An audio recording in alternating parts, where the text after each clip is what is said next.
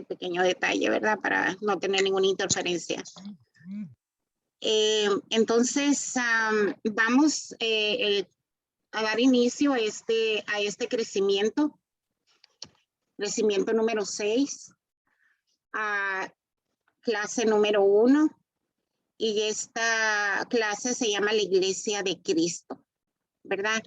En esta clase se va a hacer una breve exposición de lo que es la Iglesia Católica. También vamos a mirar brevemente cómo está constituida y vamos a mirar también las relaciones que deben de existir entre los laicos y nuestra parroquia, ¿verdad? O con nuestro sacerdote. Entonces, este es la idea principal de esta clase, ¿verdad?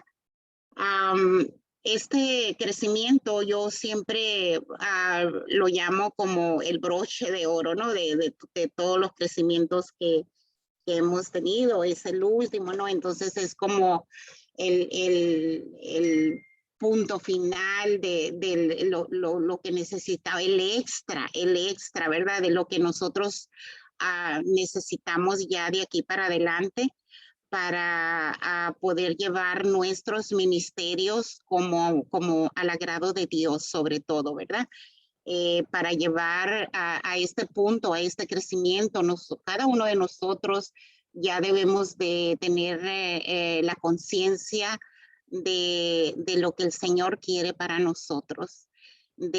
Porque desde el crecimiento número 1 al 5 ya nos dio todo, nos dio las herramientas, nos hizo mirar lo que le gusta, lo que no le gusta, cómo podemos combatirlo, todo ya lo tenemos. Entonces, este crecimiento es como el sazón de la comida, ¿no? Ya lo último, ya lo que, para que nosotros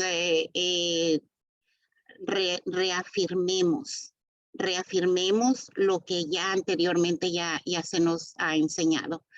Entonces es un crecimiento, como lo dije al principio, es una explicación breve de lo que es nuestra iglesia, cómo nos relacionamos.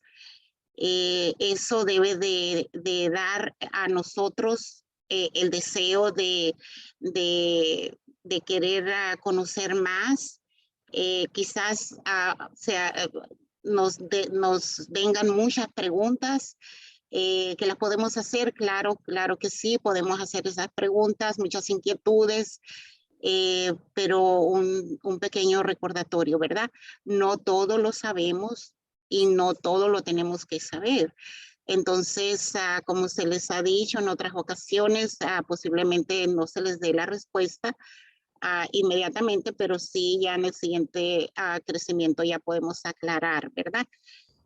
Pero también ya nosotros como creciditos espiritualmente podemos también investigar, podemos tratar de leer, ¿verdad? Ir a las fuentes seguras y tratar de conocer un poquito más. En lo personal, a mí este crecimiento me hagan de cuenta que yo quería saber todo, que y leía y no entendía y buscaba y volvía a buscar y hasta la fecha todo poco a poquito uno va entendiendo, va comprendiendo, ¿verdad? Las razones, el por qué, muchas preguntas que pueden salir de este crecimiento. Entonces, con la bendición de nuestro Santo Padre, pues vamos a continuar, ¿ok? La Iglesia de Cristo. Ahí la imagen que tiene, pues vemos una estructura, ¿verdad?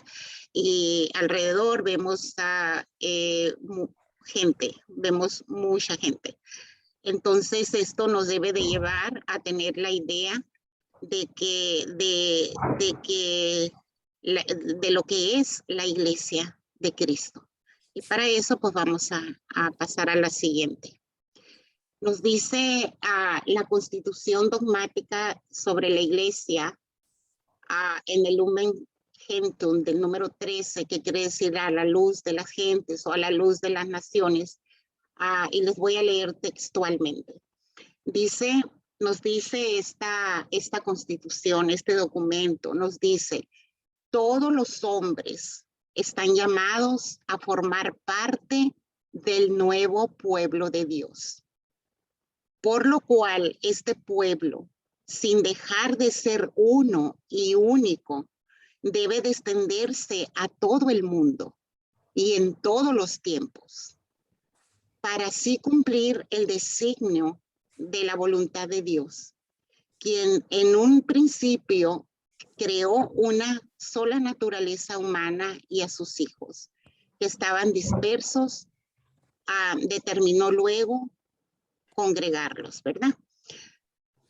Para esto envió Dios a su Hijo, a quien constituyó un heredero de todo, para que sea maestro, rey y sacerdote de todos, cabeza del pueblo nuevo y universal de los hijos de Dios.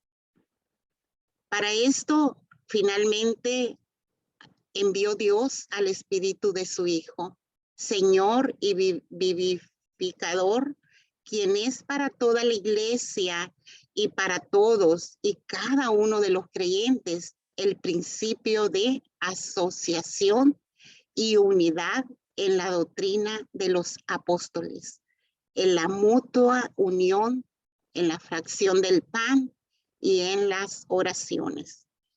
Muy bien. Este texto yo lo tomé de este documento, ¿no? De la Constitución Dogmática de la Iglesia. Este texto ustedes lo pueden leer, lo pueden buscar en el Vaticano II y también lo pueden encontrar en el Catecismo de la Iglesia Católica. Es en esas dos fuentes es donde está basada esta clase. ¿Ok? Entonces, ¿qué es la Iglesia Católica? Una vez ya leído este texto, que ustedes lo pueden verificar, una vez ya leído qué es lo que viene siendo la Iglesia Católica. Nos dice aquí que la Iglesia Católica, también es un texto extraído del Catecismo, nos dice que la palabra iglesia significa convocación, o sea, llamar, ¿verdad? Al cual designa la asamblea de aquellos a quienes convoca la palabra de Dios. Arriba nos dice que todos los hombres están llamados a formar parte del pueblo de Dios. O sea, todos. No hay ninguno que se quede por fuera. Todos somos llamados a ser parte de ese pueblo, ¿verdad? Para formar, pues, el pueblo de Dios y que alimentados con el cuerpo de Cristo se convierta en ellos mismos un cuerpo de Cristo. ¿Ok? Entonces, ¿qué es la Iglesia Católica?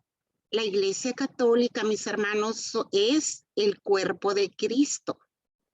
Es todos nosotros, cada uno de nosotros que hemos sido convocados, hemos sido llamados de una u otra forma para formar ese pueblo de Dios. Pero este cuerpo de Cristo debe de creer en la totalidad de la doctrina católica, en la totalidad. Eso quiere decir que como parte del pueblo de Dios es se podría decir, una obligación o un deber creer en lo que nuestra Iglesia Católica nos enseña. Y eso a veces, esa parte es un poco difícil, ¿verdad? Para nosotros en estos tiempos que a veces nos dicen que nos están lavando el cerebro, que no nos dejan pensar, que no tenemos ideas propias, pero es así como nos lo enseña nuestra iglesia. Y como parte del pueblo de Dios, mi deber es creer en la totalidad de la doctrina católica. Este cuerpo de Cristo que ha sido convocado, llamado, vive o tiene vive de una forma especial su fe, su doctrina. Y aquí nos marca que sobre todo en los sacramentos, lo vive, lo siente, ¿verdad?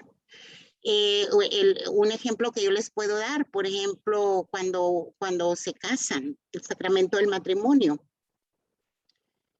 Desde el momento en que se pide la mano de la novia, que empiezan los preparativos para llegar al sacramento, todo lo que conlleva la misa, el coro, el vestido, todo es una vivencia, lo estamos viviendo. Entonces, por eso, y así consecuentemente por los otros sacramentos también, el bautismo, todos los sacramentos. Entonces, el cuerpo de Cristo tiene una vivencia, vive de una manera especial esos sacramentos. Este cuerpo de Cristo, que es la iglesia, tiene también una estructura jerárquica. Esto quiere decir que nuestra iglesia tiene un orden al cual el pueblo de Dios, los llamados, los convocados, debemos de someternos. Someternos en el sentido de la palabra que debemos de ser obedientes, ¿verdad? Que vamos a seguir las reglas, lo vamos a reconocer como parte de lo que viene siendo nuestra iglesia. Hay una estructura, hay un orden, ¿verdad? Pero aparte de que esta estructura que esté formada, esta estructura jerárquica debe de estar conectada o debe de tener una conexión directa con la jerarquía. La jerarquía, pues, la máxima autoridad, ¿verdad? Entonces, eso es lo que viene siendo la Iglesia Católica. Si nosotros queremos conocer un poquito más, ampliar un poquito más esta información, entonces vayamos al catecismo o al Vaticano II. Entonces, ahí vamos a encontrar muy bien explicado todo esto. Vamos a confirmar todo lo que han escuchado aquí con Hebreos 1:2, por favor.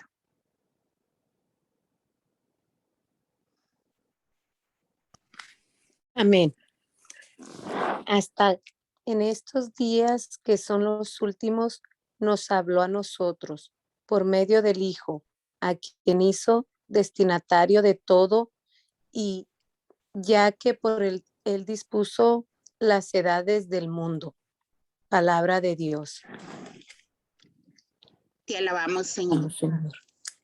Entonces, esto confirma, ¿verdad? Porque nuestro Padre nos habló por medio de su Hijo, ¿verdad?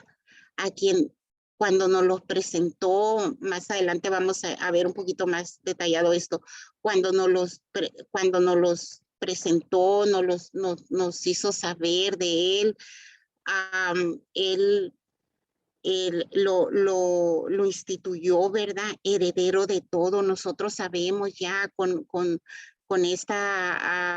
la experiencia que hemos tenido nosotros en nuestra iglesia, sabemos Él es el Rey de Reyes, que Él es el dueño y Señor de todo, al cual nosotros estamos bajo Él, ¿verdad? Entonces, esto es lo que viene siendo la Iglesia Católica. Si alguien tiene una pregunta, por favor, ¿verdad? Adelante.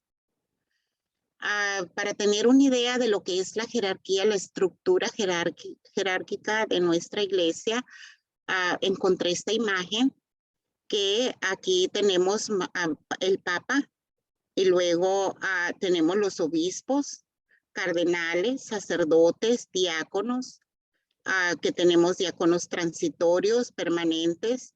Abajo de los diáconos están los laicos y luego tenemos al pueblo de Dios, ¿verdad? Entre medio de cada una de estas cajitas que ven aquí, hay otros posiciones, hay otros grados, ¿verdad? Pero básicamente esto es lo que viene siendo la estructura jerárquica de nuestra iglesia, el orden de autoridad, ¿verdad? Entonces, aquí, y el pueblo de Dios, ¿dónde está el pueblo de Dios? Acá lo tenemos abajo, ¿verdad? Entonces es como una escalerita que va subiendo hasta que llega al Papa. Y si vemos de arriba para abajo, tenemos el Papa, que es donde sale todo, como la cabeza visible, ¿verdad? De nuestra iglesia. Entonces ahí vamos yendo hasta abajo hasta que llegamos al pueblo de Dios. Y aquí, nada más para confirmarles, puse el esquema esto de los sacramentos, ¿verdad? De cómo se clasifican. Tenemos de iniciación cristiana, que viene siendo el bautismo, la confirmación, la Eucaristía. Tenemos los sacramentos de curación, que nos da la penitencia, la unción de los enfermos. Y por último, tenemos los sacramentos que son al servicio de nuestra comunidad, que viene siendo el orden sacerdotal, y tenemos aquí el matrimonio.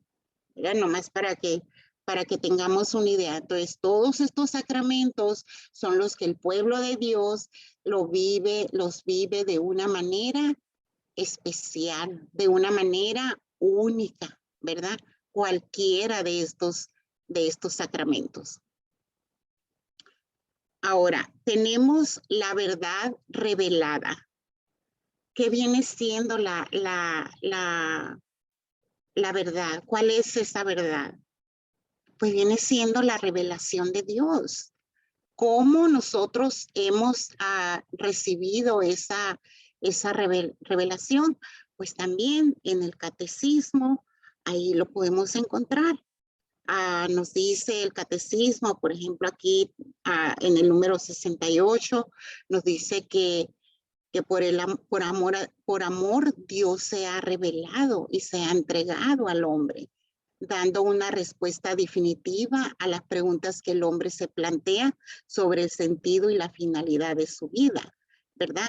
Cuando nosotros tenemos el discernimiento, cuando nosotros aceptamos esta revelación, podemos tener respuesta pues a tantas inquietudes que como seres humanos tenemos, ¿verdad? ¿Cuál es el sentido? ¿Cuál es la finalidad de nuestra vida? ¿Para qué estamos aquí? Y si no tenemos un conocimiento pleno de esto, pues tenemos la idea y nos conformamos con eso. Porque recuerden, no todo lo tenemos que saber, no todo es conocimiento exacto en lo que se refiere a nuestra fe. Muchas veces nosotros, como fe, ¿verdad?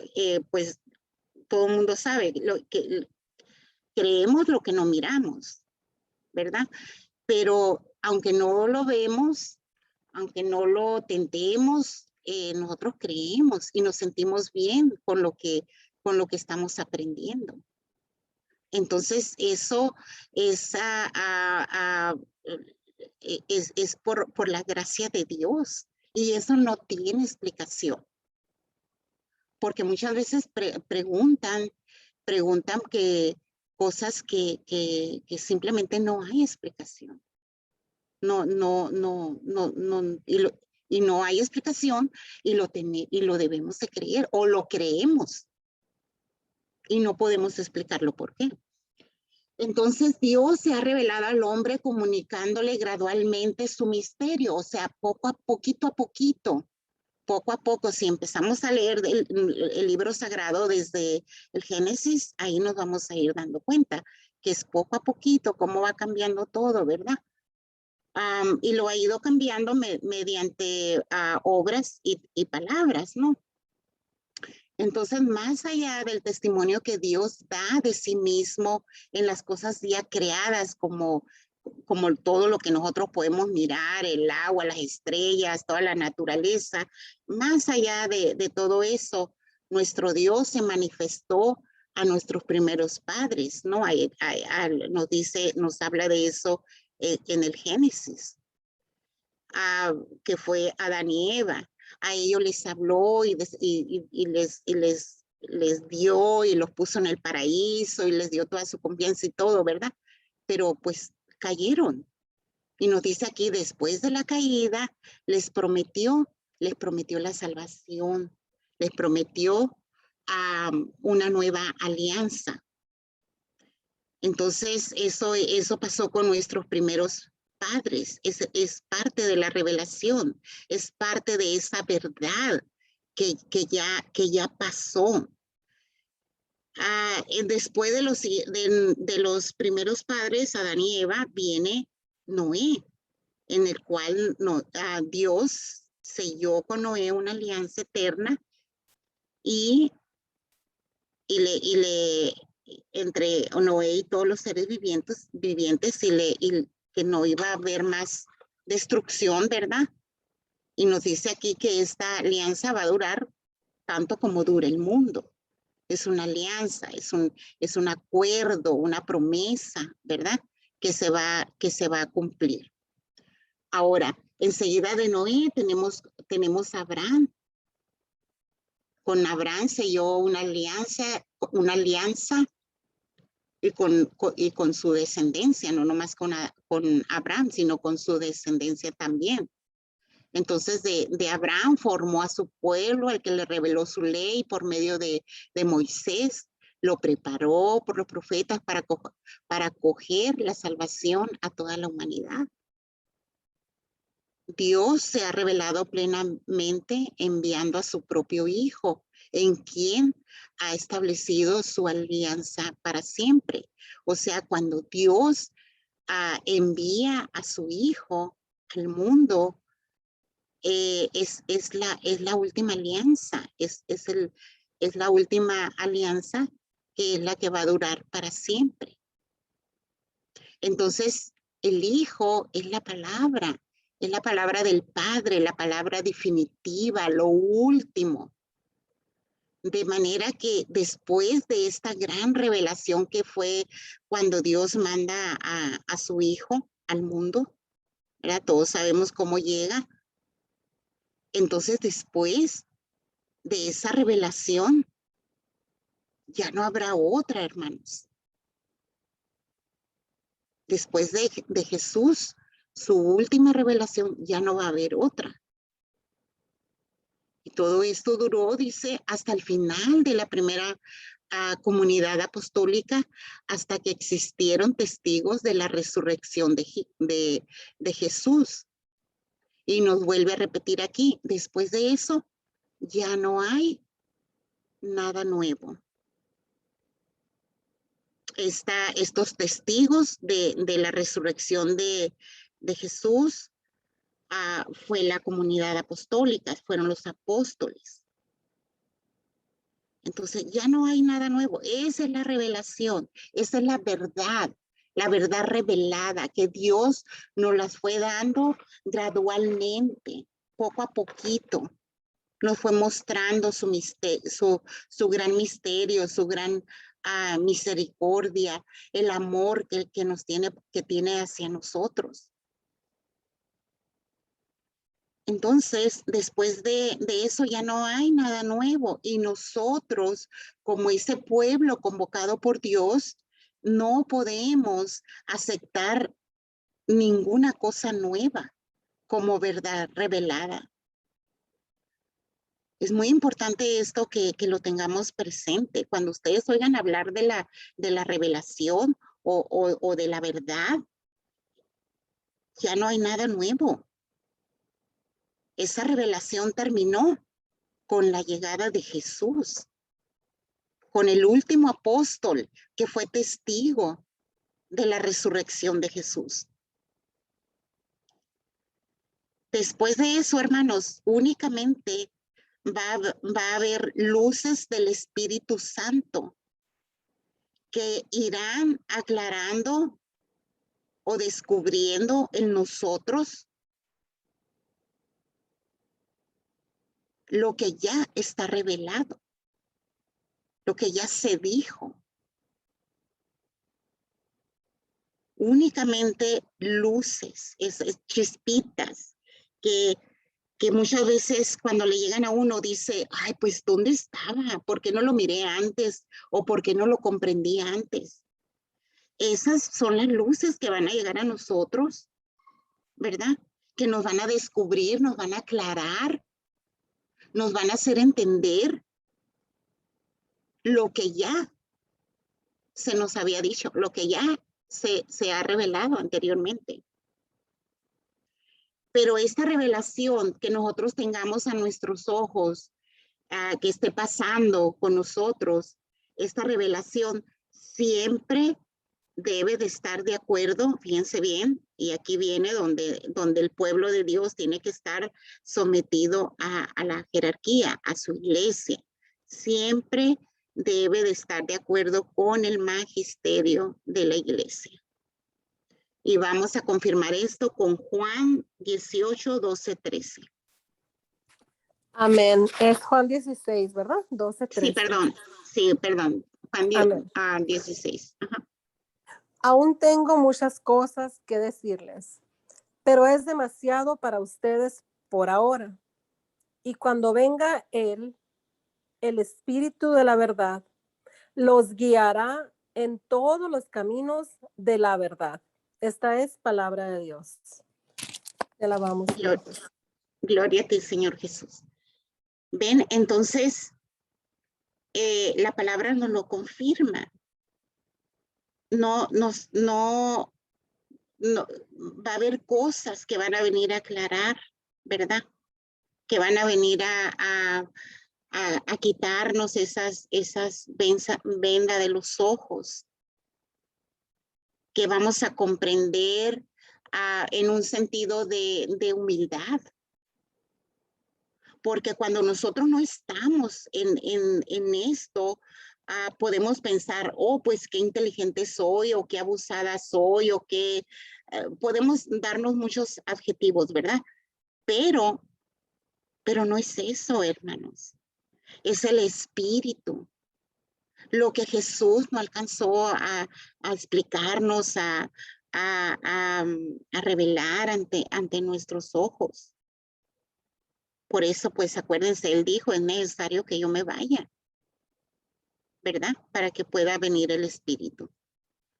Entonces, esto es muy importante que lo tengamos siempre en mente acerca de la revelación, de la verdad.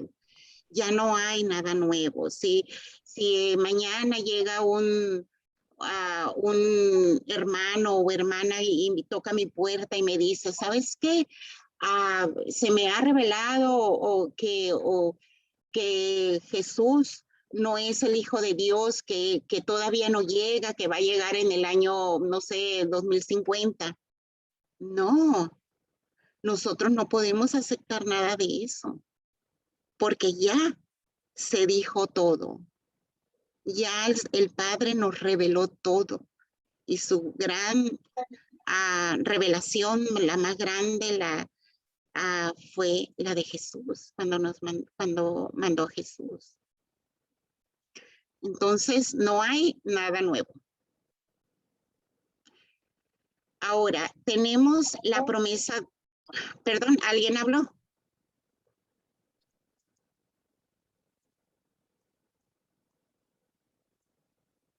Muy bien. tenemos la promesa de Jesús a Pedro.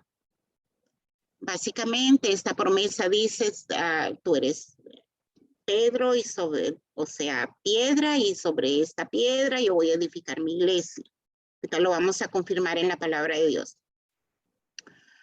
Entonces, es la promesa que Jesús le dijo a Pedro.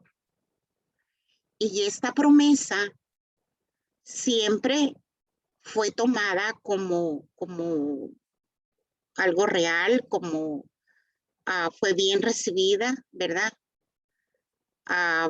Tanto para Pedro fue respetada por nuestra iglesia. En otras palabras, la hizo válida, ¿verdad? Porque Jesús le habló, en Pedro fue donde él quiso edificar su iglesia. Es la promesa para Pedro, pero esa misma promesa ha ido caminando, ¿verdad? Y ha sido bien aceptada por nuestra iglesia para Pedro y también para sus sucesores legítimamente elegidos.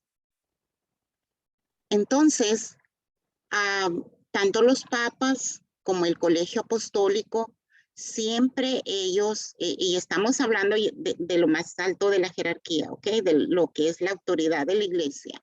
Ellos siempre han considerado, se les consideró a ellos siempre como formadas por personas con un papel especial, o sea, con una gracia especial, ¿verdad? ¿Por qué? Porque vienen cargando, vienen jalando la línea de la sucesión de Pedro, de esa promesa que Jesús le hizo a Pedro. Entonces, ellos siempre se les ha considerado como esas personas especiales, ¿verdad? Como testigos de Jesús resucitado, que entre ellos tienen una responsabilidad diferente a los demás discípulos. Entonces, esto nos lleva a nosotros a Hechos 1:21, si no me equivoco, no lo puedo mirar aquí. Nos lleva a que desde el principio hay una sucesión apostólica en los obispos. O sea, se van pasando, hay sucesores, ¿verdad? Entonces vamos a leer esa parte. Es Hechos 1:21 para adelante. Cuquita, usted lo tiene. Hechos 21. La cita que le di a usted, es que me tapa aquí y no lo puedo mirar. Sí, aquí lo tengo. Amén. Hechos 1:21. 1:21 hasta donde se acabe, ¿verdad? ¿Me dijiste? Sí, sí. Ok. Tenemos pues que escoger a un hombre de entre los que anduvieron con nosotros durante todo el tiempo en que el Señor Jesús actuó en medio de nosotros, desde el bautismo de Juan hasta el día en que fue llevado de nuestro lado. Uno de ellos deberá ser junto con nosotros testigos de una resurrección.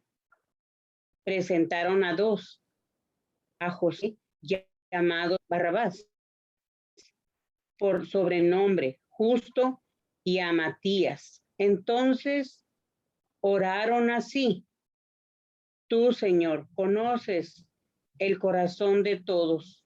Muéstranos a cuál de los dos has elegido para ocupar este cargo y recibir este ministerio y apostolado del que Judas se retiró para ir al lugar que le correspondía.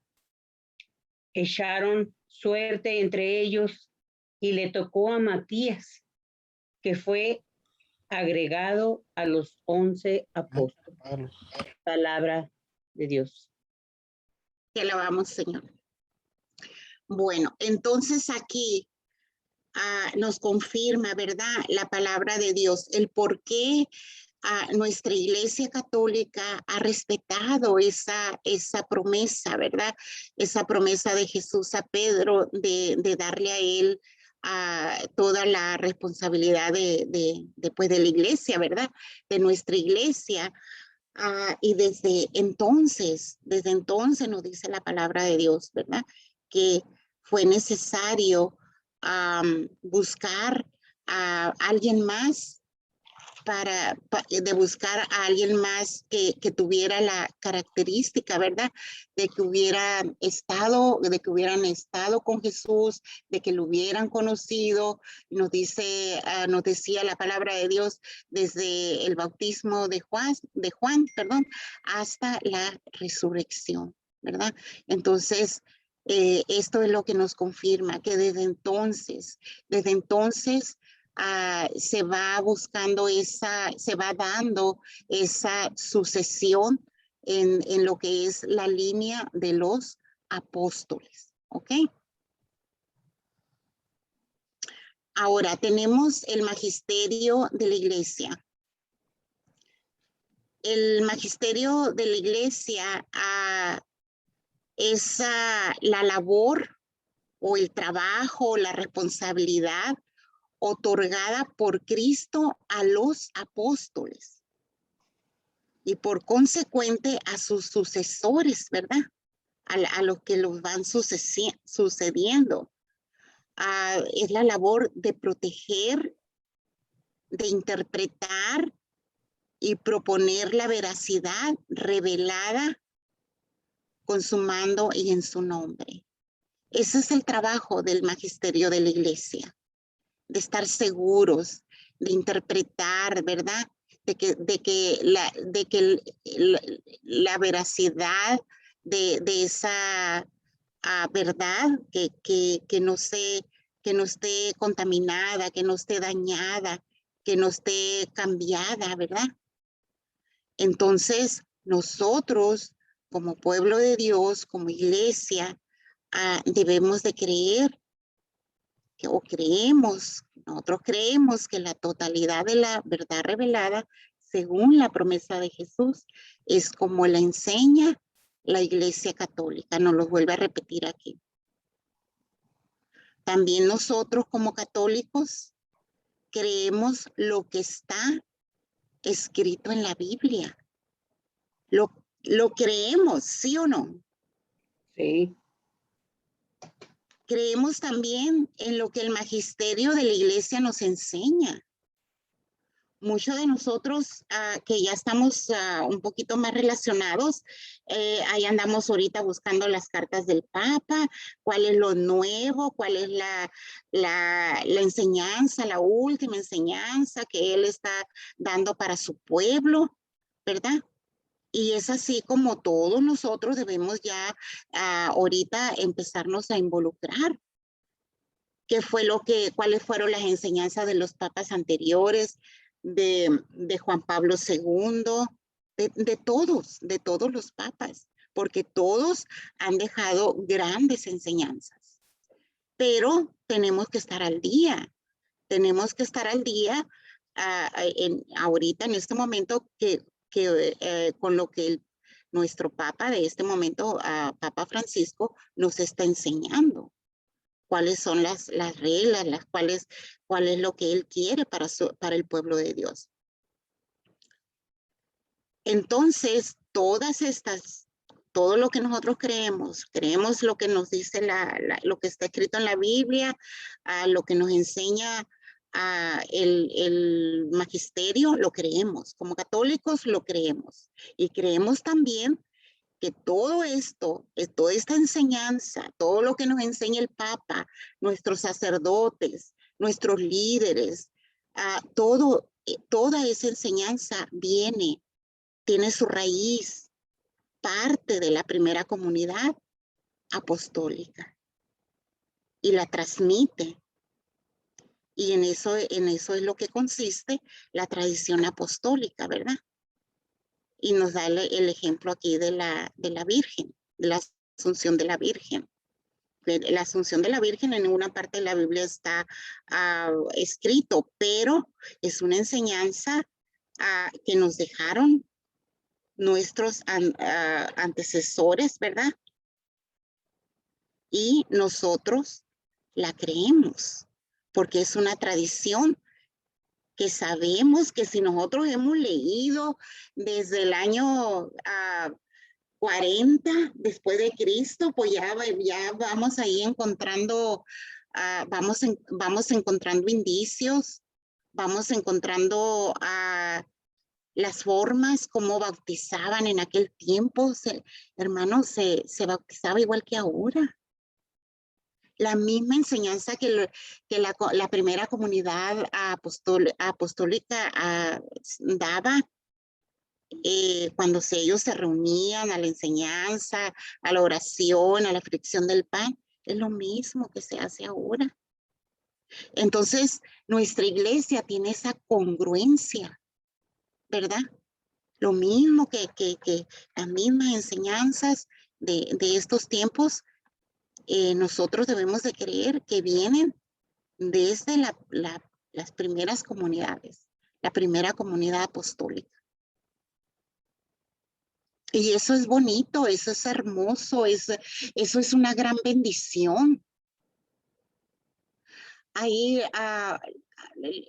muchas veces nos preguntamos, bueno, pues ¿desde cuándo se empezó a hacer esto? Yo me preguntaba, ¿cómo bautizarían a los niños en el año 100, por ejemplo?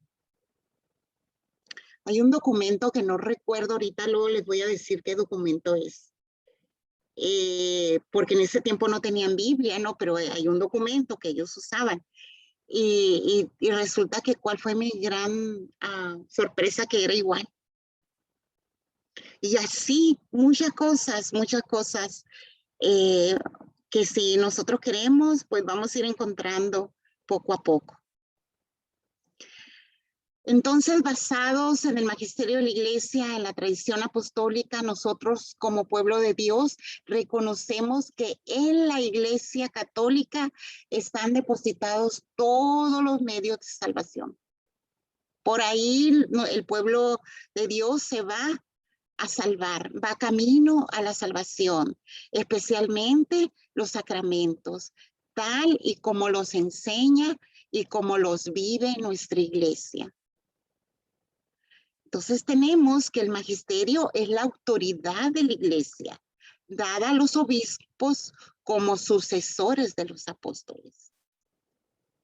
Esta autoridad debe de conllevar, enseñar la fe bajo la autoridad del sumo pontífice, sucesor de Pedro, vicario de Cristo y cabeza visible de la iglesia, que viene siendo el Papa. También el magisterio incluye la enseñanza de la doctrina, la moral y las costumbres. Todo esto, mis hermanos, lo podemos encontrar en esos documentos que les he mencionado. Vaticano II y el Catecismo de la Iglesia Católica. Tenemos al Papa. Tenemos que el Papa es la autoridad suprema de la Iglesia y no se toma ninguna determinación ni se hace tampoco ninguna declaración de fe si no está unido a su colegio apostólico por medio de los concilios, o sea, por medio de esas reuniones que ellos hacen, ¿verdad? Trabajan en juntos. El Papa tiene que estar ahí, el Papa tiene que dar el visto bueno.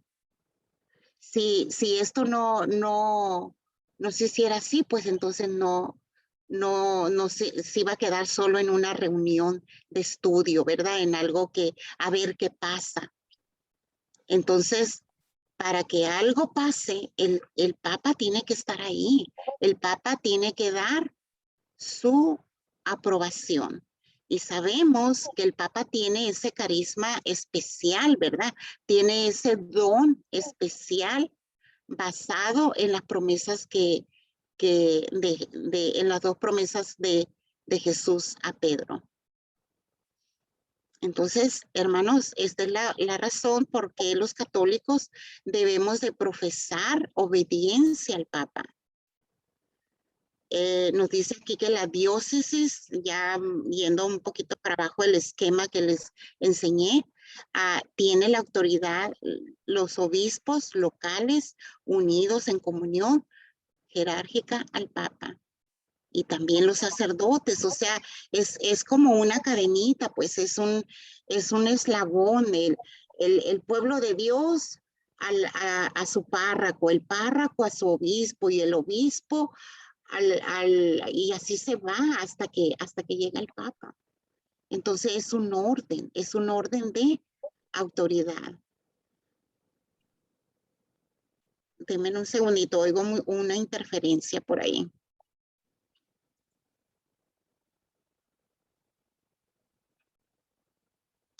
Tenemos el sacerdote en la comunidad cristiana. Nos dice aquí que la comunidad cristiana es un grupo de personas que se conocen, se reúnen a orar, se reúnen a edificarse, a formarse, a crecer espiritualmente, ¿verdad? Así como lo estamos haciendo nosotros ahorita. Y en todo esto, pues se busca la santificación, irse haciendo más santo uno. Entonces, esto es lo que viene siendo una comunidad cristiana. En toda comunidad cristiana, hermanos, debe de haber un sacerdote. Este sacerdote debe de tener o debe de ser con ministerios y funciones propias y los carismas propios de su ministerio. Entre ellos discernimiento y entre otros más, ¿verdad? Esto quiere decir que este sacerdote debe de tener la función propia de lo que viene, de lo que viene como en la forma de cómo se está desarrollando su comunidad, porque cada parroquia pues lleva, es diferente. Entonces, por eso nos dice aquí, con ministerios y funciones propias. O sea, ahí nuestro sacerdote es el que va a decirnos cómo vamos a llevar las cosas, ¿verdad? Cómo vamos a llevar nuestra fe, cómo vamos a llevar nuestra enseñanza, cuáles son las reglas. Y otra de las cosas que este sacerdote en la comunidad cristiana debe de hacer es supervisar a la comunidad, supervisar el aprovechamiento espiritual, o sea, que el crecimiento, qué es lo que está aprendiendo, cómo van creciendo. Debe de tener ese cuidado. Debe de cuidar también que la enseñanza y la doctrina sean auténticamente católicas y el uso correcto de los carismas y el orden. Entonces, imagínense una comunidad cristiana católica sin sacerdote, porque una vez una vez que nosotros tengamos la formación, que tengamos un poquito de crecimiento espiritual, nosotros podemos caer en el error que nosotros querramos hacer cosas por nosotros mismos, sin tener un sacerdote cuidándonos, ya sea en nuestra vecindario o con la familia, no sé, no, depende, es diferente. Entonces, pero no, la enseñanza aquí nos dice que al hacer una comunidad cristiana, debe de haber un sacerdote que va a estar cuidando la enseñanza, va a cuidar la doctrina, especialmente que sean auténticas, que sean católicas, que sea la enseñanza que la autoridad suprema, cabeza visible, Papa, esté de acuerdo con esas enseñanzas. Porque si no, imagínense. Entonces, muchas veces eso nosotros no lo entendemos, no lo podemos entender. Hubo un caso, por ejemplo, en la experiencia que yo he tenido, esta ovejita pues ya se sentía crecida espiritualmente, ella ya andaba arrimando gente y haciendo grupos en su casa de oración y esto de sanación y esto y el otro, ¿verdad? Por el cual no pidió permiso, no pidió la bendición, no lo platicó con nuestro párroco. Entonces, ¿qué creen ustedes que pasó? Entonces, mientras nosotros seamos obedientes y caminemos bajo esa supervisión de nuestros sacerdotes, pues todo va a estar bien. Todo va a estar bien. Y la razón de que los sacerdotes van a supervisar la enseñanza no es, o nuestra doctrina o el ministerio que estemos llevando, no es porque ellos estén haciendo abuso de su autoridad o porque no nos entiendan o porque nomás porque ellos quieren, no. Porque así como nosotros debemos obediencia a ellos, ellos también le deben obediencia a alguien más arriba y tiene que dar cuenta de nosotros. Entonces, ese es el punto. En cada comunidad cristiana, católica, debe de haber un sacerdote que esté supervisando. Esa es una de las razones por las cuales nosotros estas enseñanzas, por ejemplo, están apegadas al libro. Están apegadas, si vamos a ampliar un poquito más, tenemos que ir al catecismo, tenemos que ir a los documentos. ¿Por qué? Y saber de dónde estamos sacando esta información. Entonces, esa es la importancia. Y no sé para ustedes, pero para mí esto es lo que hace grande nuestra fe, lo que hace grande nuestra doctrina. Que no la estamos completando, no estamos jalando de aquí, de allá, no nos estamos imaginando nada. Es lo que es lo que nos enseña, el magisterio de la Iglesia Católica, que viene siendo el catecismo, que viene siendo la palabra de Dios. Entonces, ahí, hermanos, como convocados a ser pueblo de Dios, pues eso debe de estar muy claro para nosotros. Tener esa delicadeza, ese respeto, esa convicción, ¿verdad? Que yo creo lo que mi iglesia me enseña.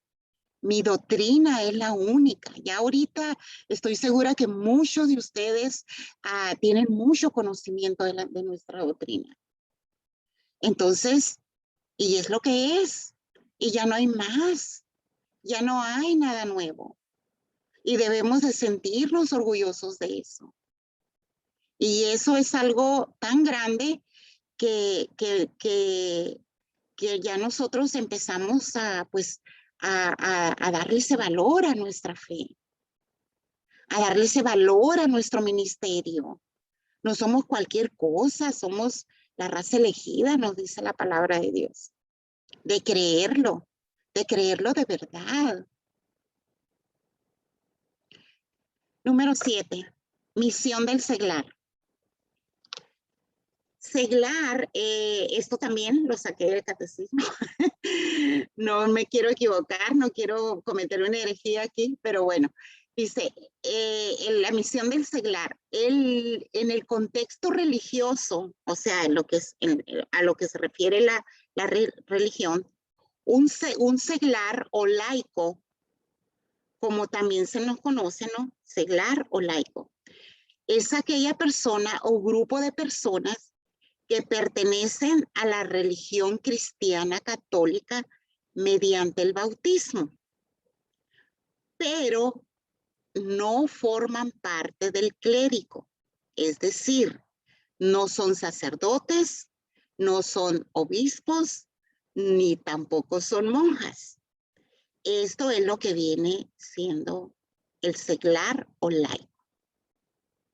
Entonces, de esta manera se puede decir que los seglares son aquellos fieles que han sido bautizados en la iglesia y que no son sacerdotes o religiosos. También este texto está sacado de la Constitución sobre la Iglesia, Vaticano II. Entonces, para mí, el seglar o laico somos nosotros. Hemos sido bautizados, pero no somos ni monjas, ni sacerdotes, ni obispos. Entonces, ¿qué es lo que el seglar, qué es lo que nosotros como laicos debemos de entender? ¿Qué es lo que nosotros como laicos debemos de comprender? Como laicos o como seglares, nosotros debemos de entender que Cristo es la cabeza, es la autoridad, es lo más grande. Y toda orden, aún para mover un dedo, debe de venir de esa cabeza. Nosotros como seglares debemos de entender y creer que Cristo resucitado está a la diestra del Padre.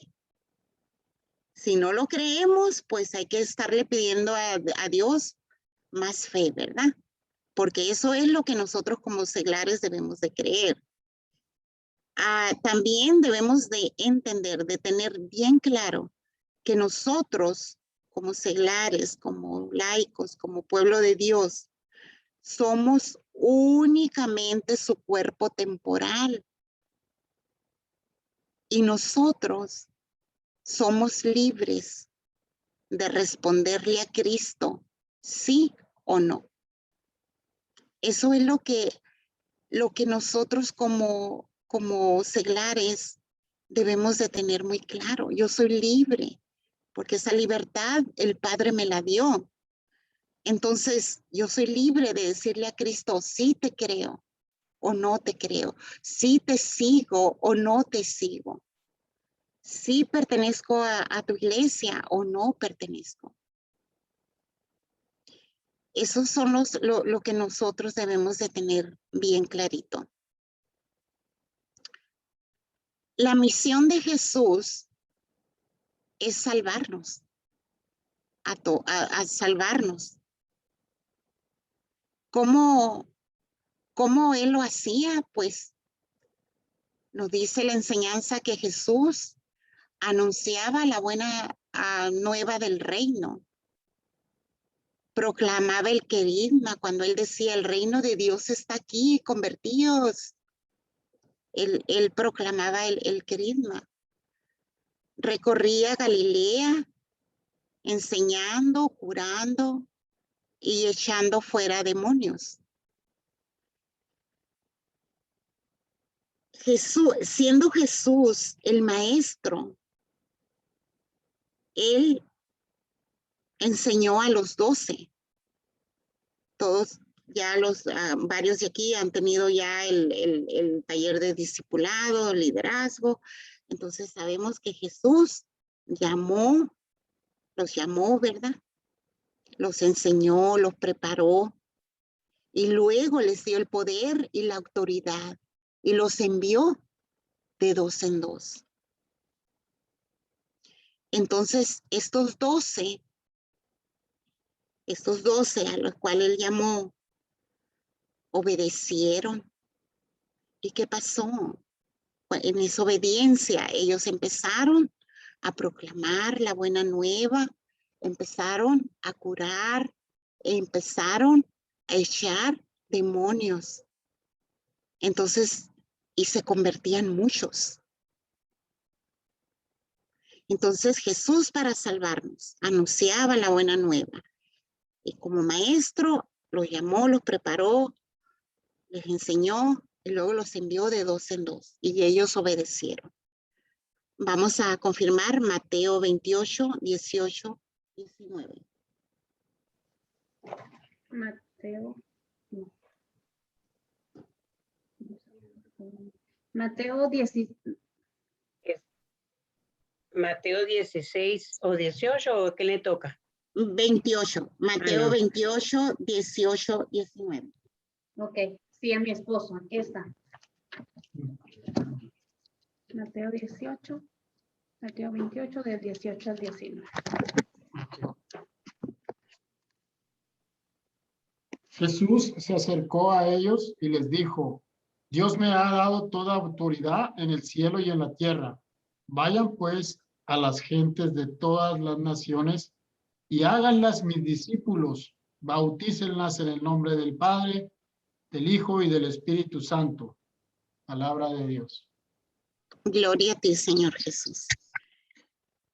Entonces, la palabra nos confirma, ¿verdad? El Jesús los envió.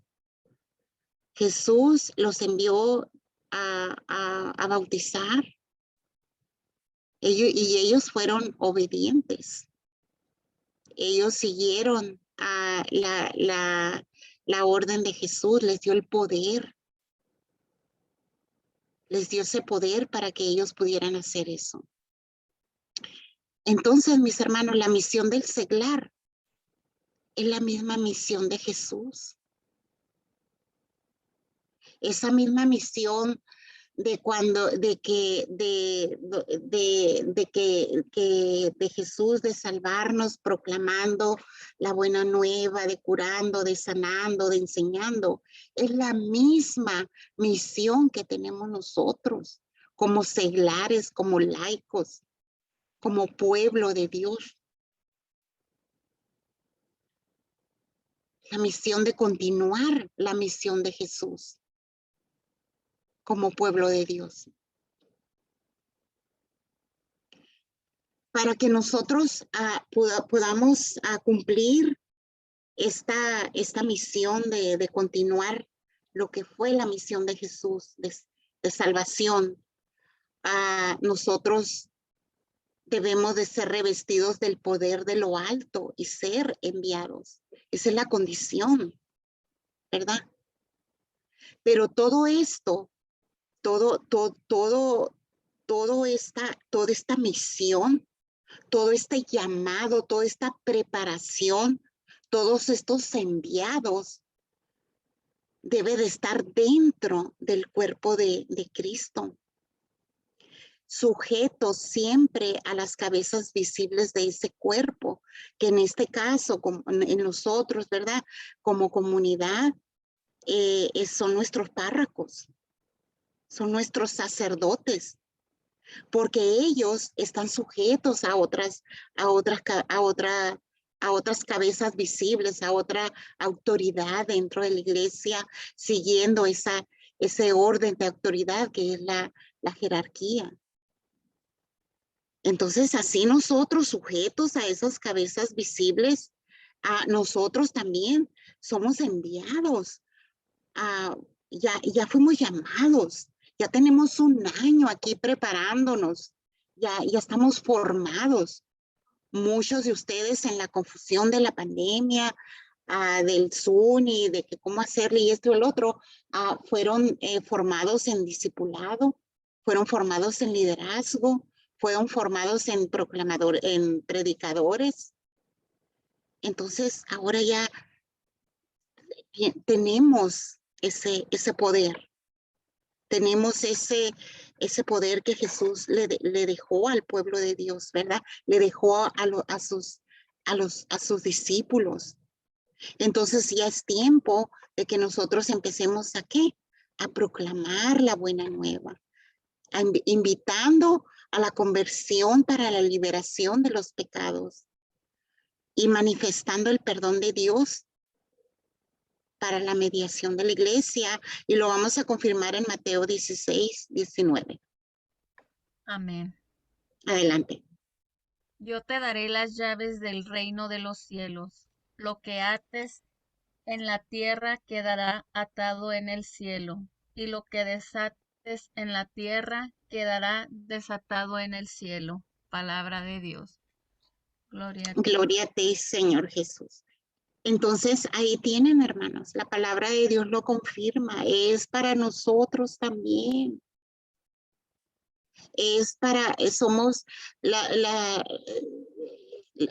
siendo revestidos del poder de lo alto, porque somos enviados,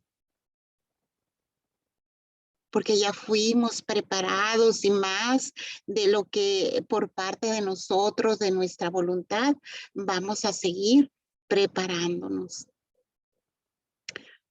Nosotros y el sacerdote es el otro punto. De todo esto, de la misión del seglar, ¿no? La misión del pueblo de Dios, que de lo que hablamos, ¿no? Que la misión de Jesús fue salvarnos, esa misma misión es la que tiene el pueblo de Dios, de continuar esa misión de Jesús, porque hemos sido llamados, preparados y enviados, y se nos ha dado ese poder. Entonces, de toda esa enseñanza, se viene aquí en este punto la importancia que tiene el que el pueblo de Dios cuide y proteja a los sacerdotes y obispos de la iglesia. De ahí viene la importancia, ¿no? Porque nos dice aquí que muchas veces los sacerdotes, nuestros obispos, el papa, todo lo que es la jerarquía, ellos se lastiman, se enferman. Ellos, si tienen algún problema grave, lo que sea, el cuerpo, la iglesia, el cuerpo somos nosotros, la iglesia va a sufrir también. La iglesia, si un sacerdote, por ejemplo, es acusado, generalmente lo más que los acusan a los sacerdotes son de violación. Entonces, si algo así pasa, toda la iglesia sufre. No nomás nuestra comunidad de Santa Mónica, a nivel mundial, nuestra iglesia sufre. Si se enferman, por ejemplo, si nuestra relación con un obispo o con un sacerdote es muy cercana, si ellos tienen algún problema o les pasa algo, nosotros lo sentimos también. Si no, a nuestro papa le pasa algo, también la iglesia sufre. Entonces, por todas esas cosas a los cuales ellos están expuestos o que les puede pasar como seres humanos, entonces a nosotros debemos de estar como en un constante cuidado hacia ellos, los conozcamos o no los conozcamos. Y por supuesto, ¿no? Por ejemplo, el Papa Francisco, yo no tengo ninguna relación cercana a él, no es como que lo he visto, he platicado o lo he saludado, que le puedo hablar por teléfono, pero yo puedo cuidarlo en mi oración. Puedo estar en una constante intercesión por él. Puedo enseñar mi respeto hacia él, puedo compartir mi obediencia hacia él. Ahora, si nosotros como comunidad, en este caso Santa Mónica, conocemos a nuestros sacerdotes, pues con más razón, ¿verdad? Porque hay una relación de fraternidad, de que los vemos, de que compartimos, entonces con más razón. Porque hay una relación cercana a ellos.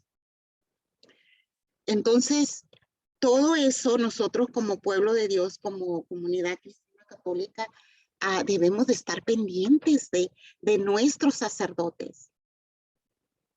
A mí me gusta mucho, por ejemplo, en misa, cuando ya termina la misa, especialmente en la mañana, que una de nuestras hermanas ahí hace la oración para pedir sacerdotes, por ejemplo.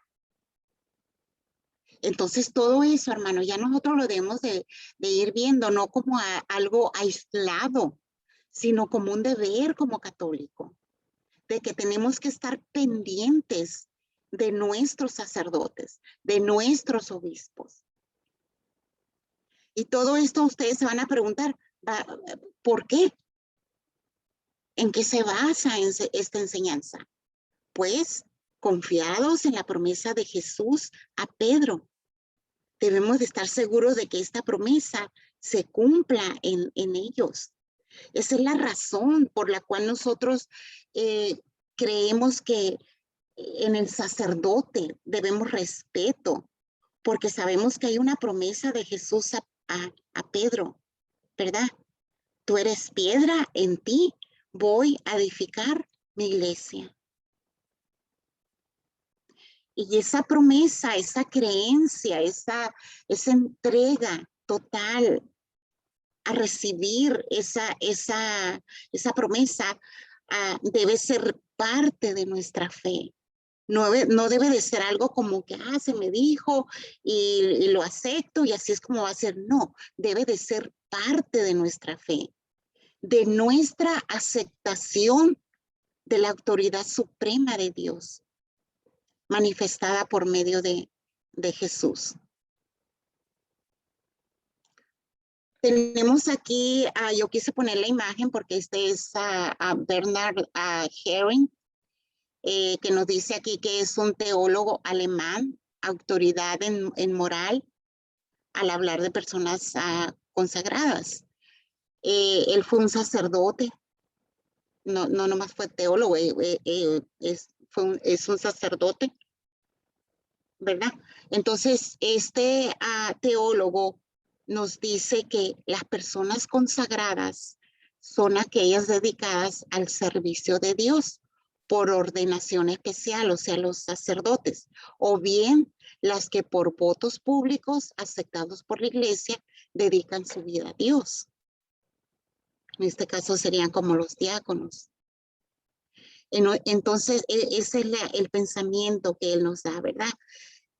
Con esto, nosotros podemos darnos cuenta de lo grave, de lo delicado que es hacer algo en contra de estas personas consagradas, o sea, los sacerdotes.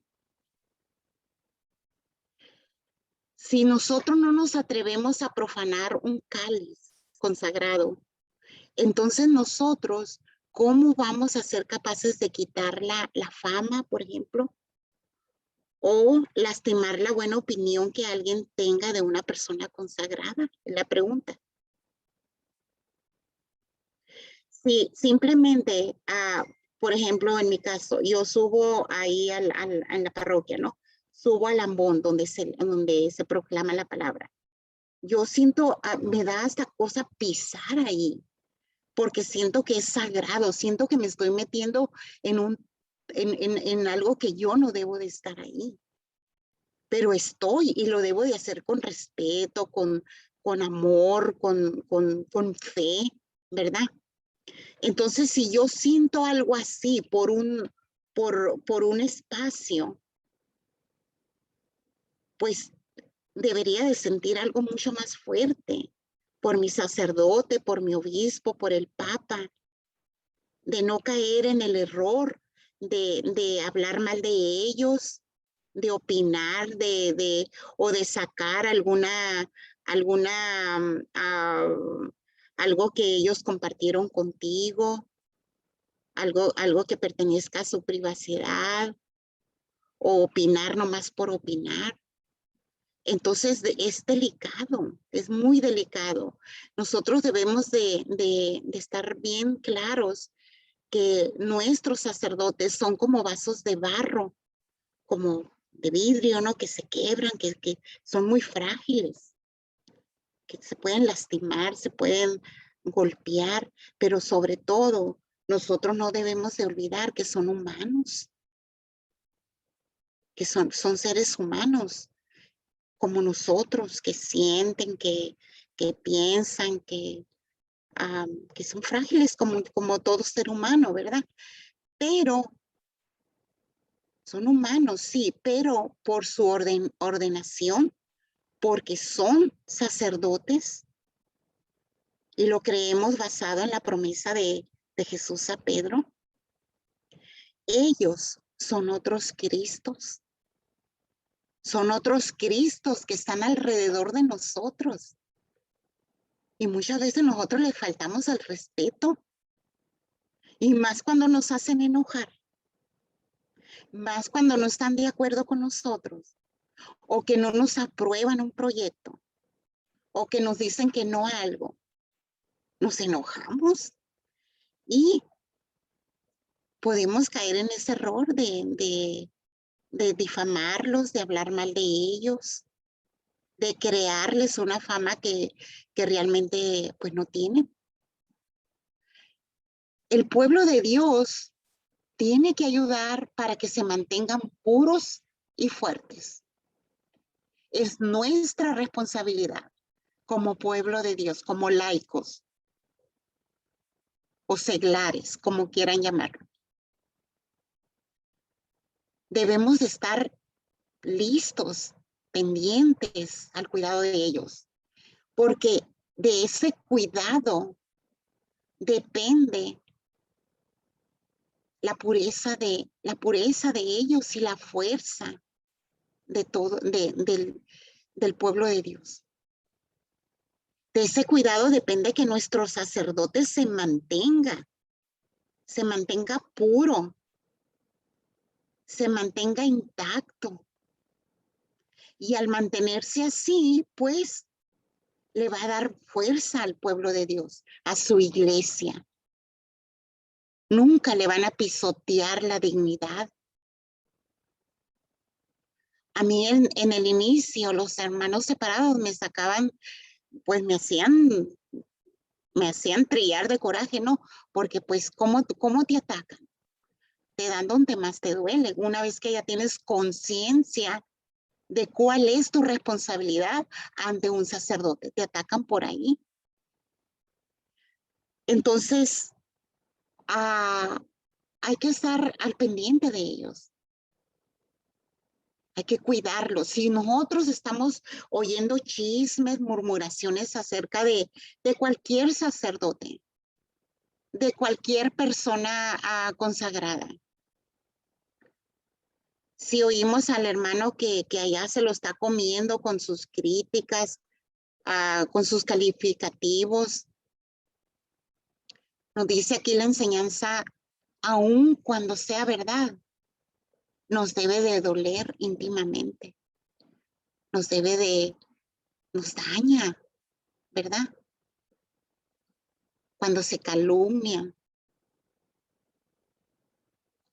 Y esto pasa, hermanos, porque somos parte de ese cuerpo. Somos una célula, microscópica, si lo quieren ver así, pero somos algo de ese cuerpo de Cristo que es la iglesia. Entonces, si este cuerpo se lastima, si tiene una herida, está sangrando como cualquier parte de nuestro cuerpo, pues se está también lastimando la cabeza, la autoridad máxima. Y esa es la razón por la que nosotros debemos de estar en oración todo el tiempo. Por esos pastores, por esos sacerdotes, por esas personas consagradas. ¿Para qué? Para cuidar siempre, que siempre ellos sean dignos de ese puesto que tienen en la iglesia. Para que su vida personal sea siempre una misa ofrecida, ¿verdad? Ofrecida al Padre. Y en esto tenemos que tener mucho cuidado. Tenemos que pedirle a nuestro Dios el discernimiento, ¿verdad? Porque con esta enseñanza, hermanos, yo no les estoy diciendo que se tienen que callar cosas que se tendrían que decir, ¿verdad? Pero para eso debemos de buscar el discernimiento. Debemos de buscar sobre todo el evitar de que ellos caigan en algo, El ejemplo claro que les puedo dar es, por ejemplo, recordando siempre que ellos son hombres, son seres humanos. Puede pasar que, creo que ya se los he mencionado anteriormente, que una mujer pues no vaya vestida adecuadamente. El sacerdote tiene ojos y es humano. Entonces, si ahí yo como mujer hago que el sacerdote se fije en mí, que desvíe su mirada, que tenga un pensamiento que no sea al agrado de Dios, yo estoy provocando todo eso. Entonces, para evitarlo, pues yo voy a cuidar esa parte. Voy a respetar la persona consagrada. Porque ahora yo sé que sí, es un humano, es un hombre, pero está consagrado y es otro Cristo que está ahí. Entonces, y es un ejemplo y así pues debe de haber muchos, ¿verdad? De que nosotros, que nos invita a que nosotros seamos cuidadosos. Vamos a ir a 1 Corintios 12:26. Amén. Cuando uno sufre, todos los demás sufren con él, y cuando recibe honor, todos se alegran con él. Palabra de Dios. Te alabamos, Señor. Y esto es así, porque si uno sufre, todos sufren. Si uno evita, cuida, cultiva, bendice, todo va a ser cultivado, bendecido, amado, respetado, dignificado. Entonces, esa parte es la que nosotros como pueblo de Dios debemos de ir ya desarrollando. ¿Ok? Las preguntas aquí dice, ¿no creen que algunas fallas de los sacerdotes, de esas que criticamos duramente, pueden ser motivadas por nuestra falta de generosidad, por nuestra falta de amor, de comprensión? Porque olvidando que son hombres, no les brindamos nuestro aliento, nuestro consejo, nuestra compañía, nuestra ayuda, nuestra vida comunitaria. No somos algunas veces culpables de sus caídas. ¿Qué podemos hacer individualmente como grupo o como grupo para ayudar a los sacerdotes? Especialmente a los que el Señor ha puesto al frente de nuestra comunidad o de toda la renovación en el Espíritu Santo en nuestro país. Entonces, esas preguntas son para que nosotros las reflexionemos. ¿Qué podemos hacer? ¿Qué tan culpable soy yo? Si yo me pongo terca de que quiero que el Padre me apruebe un proyecto, le guste a él o no me guste, pues ¿qué es lo que estoy haciendo? Para empezar, estoy siendo desobediente. Y estoy siendo poco misericordiosa ahí con él. Cuando yo debo mi trabajo, mi deber es estar en oración, el cuidar a ellos como personas consagradas. Entonces, hermanos, el que nosotros actuemos sin misericordia, por eso les puse aquí la imagen de la Madre Teresa. Si actuamos sin misericordia, si actuamos sin amor, si no tenemos ese amor, entonces pues vamos a estar listos siempre para la crítica, para difamar, para provocar, para inducir, para criticar, para muchas cosas. Entonces, porque la falta de amor, nos decía la Madre Teresa, es la madre de todas las pobrezas. Pobrezas en el sentido de lo más ruin que pueda tener un ser humano. Y con esto terminamos. La sugerencia de esta clase es que los domingos ofrezcamos la comunión por los sacerdotes, por los que conozcamos y por los que no conozcamos también, por las personas consagradas. Empezar a ofrecer, ¿verdad? Esa comunión por ellos, para que vivan, tengan una vida limpia, una vida sin difamación, que sean resguardados, ¿verdad? Y sobre todo estar en oración por ellos. Y ya para terminar, voy a hacer esta oración, si la queremos escuchar en silencio, por favor. Nos dice la oración: oh Jesús, que has instituido el sacerdocio para continuar en la tierra la obra divina de salvar a las almas, protege a tus sacerdotes, especialmente a los de nuestra parroquia, Padre Malú, Padre Abraham, en el refugio de tu sagrado corazón. Guarda sin mancha sus manos consagradas, que a diario tocan tu sagrado cuerpo. Conserva puros sus labios teñidos con tu preciosa sangre. Haz que se preserven puros sus corazones, marcados con el sello sublime del sacerdocio, y no permitas que el espíritu del mundo los contamine. Aumenta el número de tus apóstoles y que tu santo amor los proteja de todo peligro. Bendice sus trabajos y fatigas, y que como fruto de su apostolado obtenga la salvación de muchas almas, que sean su consuelo aquí en la tierra y en su corona eterna en el cielo. Amén. En el nombre del Padre, del Hijo y del Espíritu Santo. Amén.